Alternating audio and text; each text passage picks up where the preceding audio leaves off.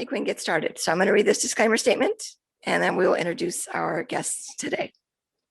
The information and opinions shared by our panelists will be generalized statements and are not intended to be interpreted as a promise for future treatment outcomes or a specific timeline for such outcomes.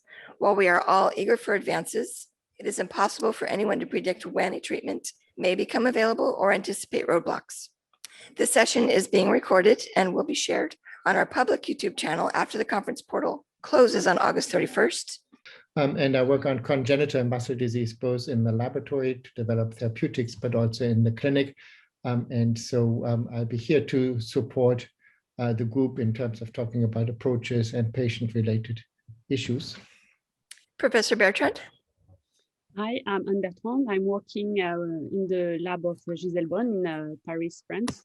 And I'm more specifically working on understanding the reason of the pathology due to lamine mutation and trying to find therapies. And Dr. Foley. Hi, I'm Reghan Foley. I'm also a pediatric neurologist, a neuromuscular specialist working with Dr. Bönnemann at the NIH, focused mainly on clinical research, clinical trial preparedness, and natural history studies to prepare for translating of these exciting therapies to trials. Great. So Professor Bonne, would you like to get us started with some slides? Yeah. I just need to find my PowerPoint. Just let me know. Yep, if we're good. You find them correctly? Yes. Okay. So this is very short. It's just to explain what are the challenges that we face with laminopathies. So as I just said, we identified back in 1999 the very first defect of LMNA gene. So as Professor Bönnemann just told in the plenary session, we have DNA in every of our cells that are the first element. Then the genes are transformed in transcript or RNA to produce finally, after a second stage, the proteins that are the elements that make the function in our bodies. So what happened for laminopathies is that the piece of DNA, the gene called LMNA that you see here, has some mutation along the gene. And this gene normally produces not only one transcript, but two transcripts that afterwards produce two proteins, the lamine A and the lamine C. So here it's the form of the protein, and I present here only one protein, but they are just differing in their length. So this is a general way to present the lamine A and C. So what are those proteins? Those proteins, here you have a scheme that presents a cells, and inside the cells you have the nucleus. And those lamine A and C are proteins that are localized within the nucleus, and more precisely at the periphery of the nucleus, what we call just the nuclear envelope. So here you have the general scheme of the cells with the 3D version of the nucleus. And here on this scheme, you see a top view of the nucleus with the envelope here. And lamine A and C form a layer that is just underneath the envelope and is between the envelope and the DNA content of the nucleus, as all the DNA of the cells are packed in the nucleus. And if we look under the microscope, a muscle biopsy with a very high resolution microscope, you can see how it looks like a nucleus. and this is the muscle fibers, and you have the nucleus.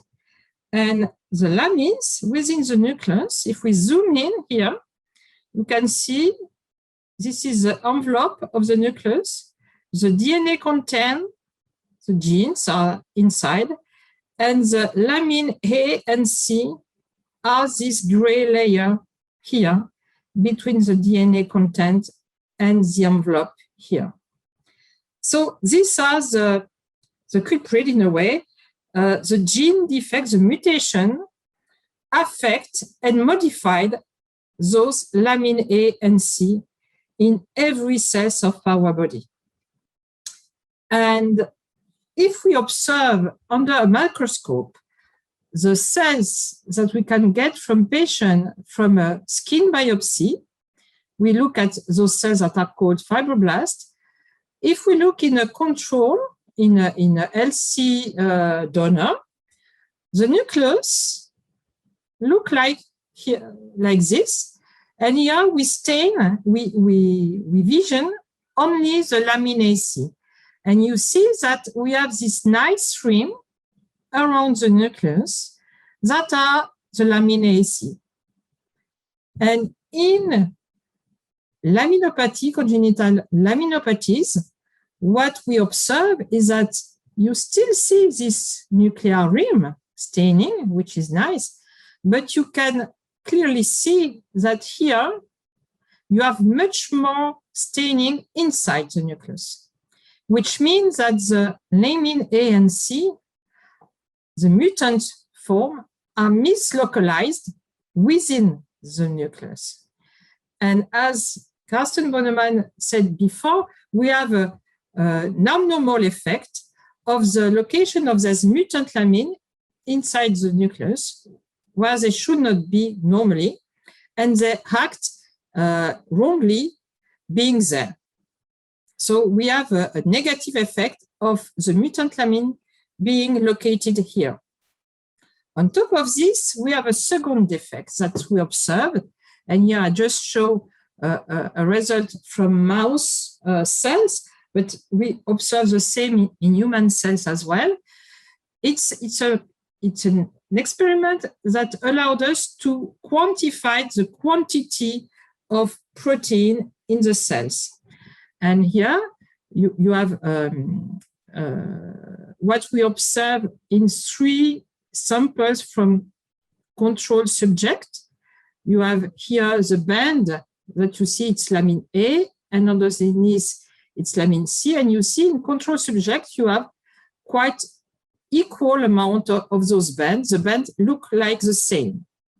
But if you look what happened in 3 samples here of patients with congenital laminopathies, you see that the intensity of the band are much lower, which means that there is a decrease of the amount of total lamins, and which is the trouble. In comparison here, I show you another protein that we detect, and you can see that this other protein looks the same amount, the same intensity in every samples.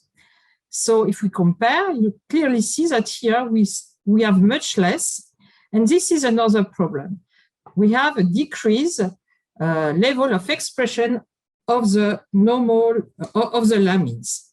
So in that disease, what we have two trouble: the mislocalization of the mutant and a decreased quantity of lamin.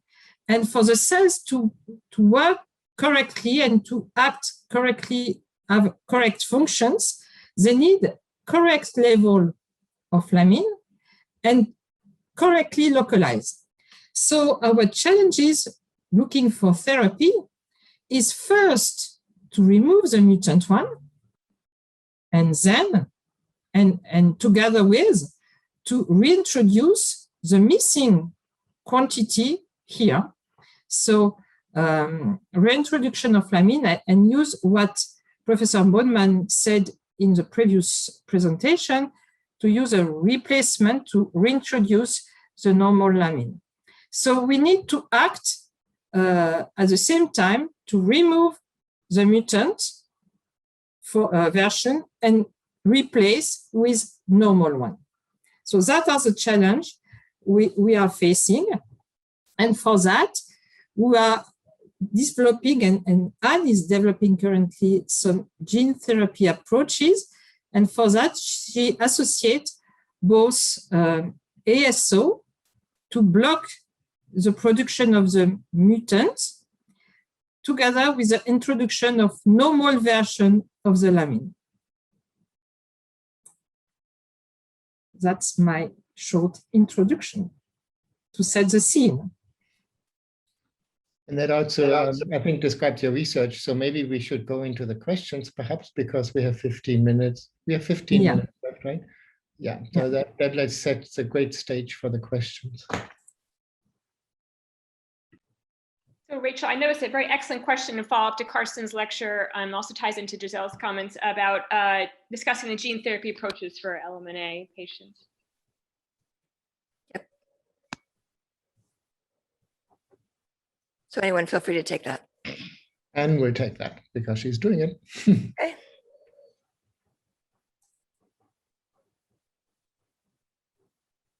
So should I go through the question, or do you ask question for me? I think Carsten wanted for us?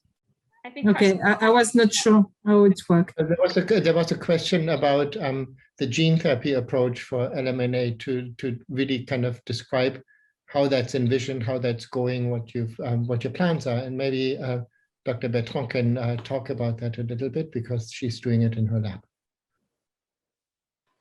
Yeah, so in the lab of Gisèle, we are trying two different approaches. And the first one is the one that just described Gisèle with the siRNA that is meant to destroy the mutated lamine, targeting the RNA. So produce before the synthesis of the protein. And this, together with expression of the normal version of the lamine to counteract the decreased expression of lamine that is both already observed in the cell, but aggravate with the siRNA. And we and others are also trying the CRISPR strategy on iPS cells to correct the mutation at the DNA level. So I don't know if you have specific questions regarding these strategies. So when you, Rachel, you're mute, I think. Anyone else have any comments on that? Yeah, I was, so in the CRISPR system, of course, the idea would then be to repair, so kind of to cut out the mutation or cut out the entire LMNA, or would you just kind of go after the mutation and repair that? Or are you developing an approach that would be applicable to all LMNA mutations? Because there are some recurrent mutations, I believe, but many are just scattered around the entire gene. And so the question is, will this be a mutation-specific approach, or will this be a more global approach? For now, in the lab, it's a mutation-specific approach. So we have a specific mutation coming from the iPS cells we got from the patient, and we are trying to change this to cut at the site of the mutation and come with a copy of the good sequence to correct the DNA. There's also a group in Spain, and I think they are also trying a mutation-specific approach. The idea is just to validate the proof of concept that doing so, it's meaningful and the efficacy is okay. So of course, on the paper, that makes sense. You say, why not? It will not work. But the difficulty with lamine, it's the ratio and the level of expression of lamine are very tricky and need to be very well monitored. And if we have too much, it's bad. If we have not enough, it's bad. So we need to test on one mutation, and then we can see how to proceed further for the CRISPR-Cas approaches. For ASO, for siRNA, we have a collaboration trying to target SNPs. That means variants that are present in every patient, so that we could target frequent variant that is located on the mutated gene, and we will not need to have a specific ASO for each mutation. And maybe I can just explain that a little bit for the community, because it's an important and but not easy to understand concept. No. So every one of us runs around with genetic variation in all of our genes that are just variants in the genes that do not cause disease. They're just kind of making us different. And these variants are sometimes very common. So let's say we have a variant A, and 50% of the population is running around with the variant A, and 50% of the population is running around with the variant B. But it doesn't cause any abnormality in the gene of gene function. However, for our technologies, our toolbox for the ASO, it is a genetic variant. And so the ASOs will just as happily target a genetic variant not causing disease as long as you direct it to that point. And so you can take advantage of that and developing a tool that targets these common variants. So let's say a person comes with a laminopathy, has a mutation, a very specific, very rare mutation in LMNA, but it's on the same chromosome as a common variant A that we have. So he has a mutated chromosome that has the common variant A on it as well. And he has a normal chromosome that has a common variant B as well.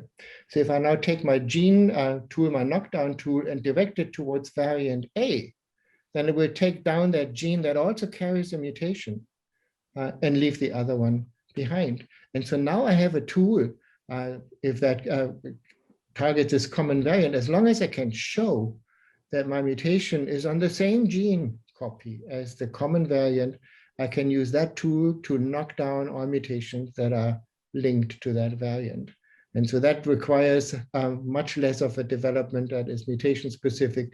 And you can get away with 2, 3 of these knockdown tools. And you always have to say proof on which variant your mutation is coupled to, and then knock it down. So that's a very good approach to simplify, to develop your knockdown strategy away from being entirely mutation specific, but still be allele specific, still kind of get rid of that mutant allele. So that's a very good strategy for all of the dominant diseases, and we do the same for the collagen 6s, because we just take advantage of the normal genetic variation in humans to target things that are coupled with our mutation without targeting the mutation itself.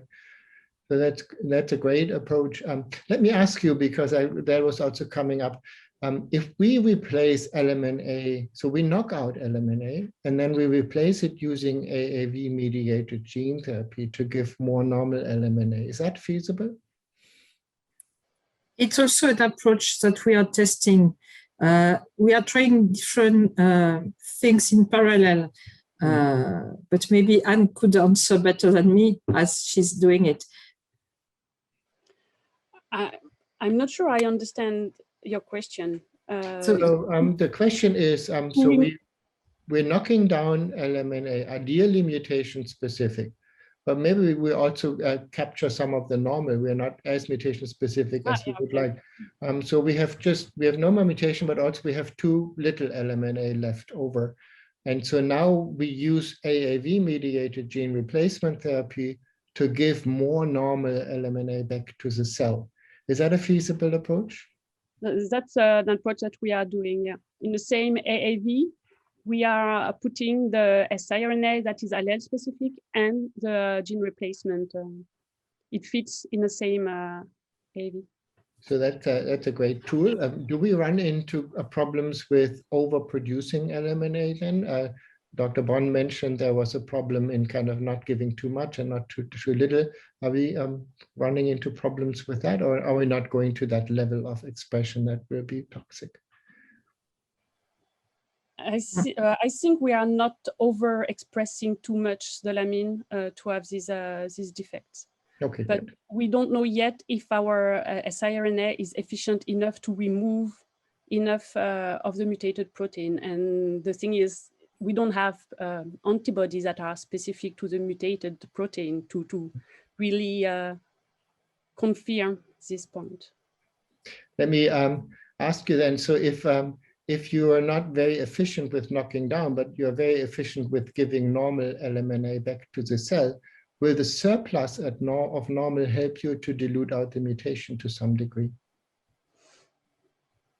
We are hoping. We are hoping, and we need, again, on the paper, everything would make sense, but we need to work with a balance between trying to dilute further. We know from our experiment in our mouse model that if you bring, if you have sufficient amount of lamine, but still a small amount of mutant, you still challenge the heart at a later age. So you might correct, in a way, the early stage and the difficulties that patients face with very important skeletal muscle defect. But when aging, the mice develop, our mice develop some cardiac defect. So it might be good at the beginning, but in the long term, we might still need to remove the mutant. Okay. So we try to do both at the same time, but demonstrate step by step that first, giving back more normal lamine, that has a positive effect. See along the time whether having correct amount of lamine, but still a bit of mutant, this has an effect, a deleterious effect in the long term on the heart, and then try to optimize the deletion of the mutant allele to correct the remaining effect. That makes a lot of sense. Rachel, other questions? Dr. Heller asked, what type of tissue are you using in the experiments? We are mainly using, so we are working on the mouse. We made a model that recapitulates mutation that is found in LCMD, and the mouse recapitulate most of the phenotype. So we are using it to have it at a body scale analysis, and then before this we do on cell culture, and we are either using the muscle cells derived from the mouse model or from patient. Yeah, Dr. Heller is a cardiologist, so she's probably interested how carefully you're going to target the heart. For the iPS cells, for the iPS cells, it's more to answer the question about the cardiac function, and then the iPS cells are derived to cardiomyocytes, and we are trying to find if we correct the defect of the cardiomyocytes. Yep. Great. So we understand that there was a workshop recently, and then there's another one planned. Can you talk about the progress made at the recent meeting, and what are the plans for the upcoming agenda? So the ENMC workshop, for those who are aware, it's a workshop organized in Europe that was planned before the pandemic. It was supposed to be held live and face-to-face on March last year. And unfortunately, it was postponed and still postponed, the face-to-face version. And hopefully, we will have the face-to-face workshop by December, hoping that we will be able to travel back. But in the meantime, we have proceeded further, and we have set up several virtual meetings with the community working both on the basic research and the clinical research on laminopathies, trying to tackle different aspects of the disease, to go towards some clinical trial readiness and natural history, prospective natural history studies, And so we meet on a regular basis every 2 months for 2 hours in subgroups. So clinicians meet together on different topics, try to answer the challenges to set up a good natural history project. And basic scientists discuss on a regular matter on different topics like fibrosis, muscle regeneration, biomarkers. So we have an agenda on various topics until December. And hopefully by December, we will come up with a summary of the different questions we try to brainstorm at the present time to produce some collaborative at the international level projects for both research and natural history studies. Great. So what would you consider kind of the top, maybe 2 or 3 priorities that we're focusing on? The objective of the workshop is really to come up with a protocol for a natural history project, as we feel it's very essential to know as much as possible how the history, the disease evolve in every patient. And this is associated with the registries of patients. And in parallel, the different basic research teams still work on understanding the mechanism of the disease, of the mutation, and try to develop and detail the different therapeutic approaches. Great, thank you. Do we have any information about the cardiac implant study happening in Spain? I'm not sure whether Carsten has some feedback. There is a study ongoing by Professor Georgia Brugada in Barcelona, and she had a study ongoing with implementation of small link device that are able to record and detect any cardiac arrhythmia or conduction block. And I must confess that I am not aware of the recent results, and I can give more. And I contacted Georgia to have some feedback, but I think she was over busy and had no time to answer yet. Maybe Okay. in December. It's ongoing. Yeah. Ongoing. Very good. Thank you. We have a question about muscle loss. Are there specific things that trigger faster muscle loss? For example, my son was able to move his legs up until about a month ago, and almost immediately he stopped moving his legs as much as the day before. Is there a mechanism at play here that you're aware of? We are. I have no clue to answer why from one day to the other the function decreased. I would say we don't know what's exactly happened. It's probably from the molecular point of view very progressive, but from the global function, the function stay normal for a certain time, and all of a sudden you just ask too much to the muscle, and it dysfunctions from one day to the other.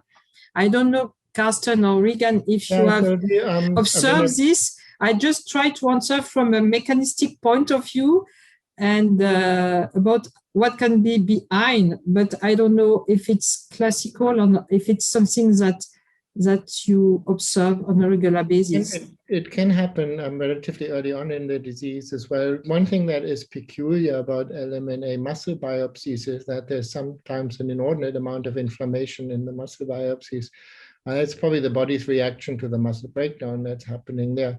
But it almost looks like a muscle inflammation, like a myositis. So some clinicians have given steroids to counteract that as, on the just assumption that inflammation is asking for steroids. It's very simplistic, but not completely off the table. And there's some anecdotal evidence, I think, that Susanna Grigiano-Roy and others have collected, that there may be some benefit to that. And if you have a sudden, drastic, unexplained decline in muscle function, that is something to consider, in particular if certain muscles are painful. If you push on the muscles, then that kind of is uncomfortable to the child, and the CK jumps up a little bit at the same time, then it may be worthwhile to consider giving an interim dose of steroids. But I don't know the circumstances of this particular question enough, and this really requires hands-on clinical evaluation, not something that I can recommend on a webinar. That really needs a clinician to really lay hands on. Yep, makes sense. That absolutely makes sense. So we have about 5 minutes left. I would like to hear from each of you a kind of a wrap up, forward-looking for the patient community about what we can be hopeful for LMNA. Dr. Bonne, you want to start? Yeah. So, I mean, there's no hiding that LMNA, in particular the early onset LMNA, is a very challenging disease because it affects not just muscle, but it also skeletal muscle, but it also affects the heart in ways that we are not completely under control yet, I have to say. So that's something that we really have to find out, and also the respiratory muscle. So I think we need to understand better, and I think we have the tools for that now, what drives problems with the heart and how to anticipate them and how to intervene with it. On a more research level, I think we are in a new era now where we can really take advantage of what I call the toolbox in my morning presentation, where we don't have to reinvent all the tools for every single disease. We can really take advantage of the advancements of the toolbox in general and apply those tools to our particular disease. That really shortens development time considerably. So someone comes up with a really new, powerful molecular tool. We can then apply that tool to our particular disease and question without having to redevelop it. That's the power of genetic tools and technology that we have at our availability. They really cross-fertilize therapies across different diseases. And I think LMNA is one that really stands to take advantage of that in the very near future. And I really have high hopes for that. Yeah, I can't say more. I completely agree with you, Carsten. And indeed, it's what we are doing in our institute. There is different therapeutic approaches for different diseases, and we take advantage of the tools that are developed for other disorders. And we do not reinvent the wheel, starting from scratch for every new mutation, but try to adapt what has been developed in other disorders and see how to adapt in the best way to our specific context of laminopathies. That is, we need to remove the mutant version and reimplant the correct one. Dr. Foley? Going to come and say one of the silver linings of this past year of the pandemic has been being able to work in tandem with, as Dr. Bonne had mentioned, these every other month meetings where we do breakouts, and we're working as clinicians and researchers and trying to prepare the field. And from a perspective of understanding the natural history, we just published a series of 151 patients with the early onset LMNA CMD, and having that understanding helps us to prepare to be proactive and get ready for clinical trials and how we may monitor patients and keep our patients as healthy as possible. So when the therapies are ready, we're ready to kind of hopefully, proceed quickly. And we'll definitely touch that on tomorrow's plenary session, clinical trial readiness. Professor Bertrand, do you want to wrap us up? No, I think everything has been said. Very good. Oh my goodness, we're Good to be the last. I really appreciate everyone's time today. Audience, if you have additional questions that you would like answered, please email us at scifam@curecmd.org, and we'll definitely reach out to our experts and get some answers for you. And we really appreciate your time today. Thank you, panel. Thank you. Thank you. Thank you for being there. Have a nice day. Take care.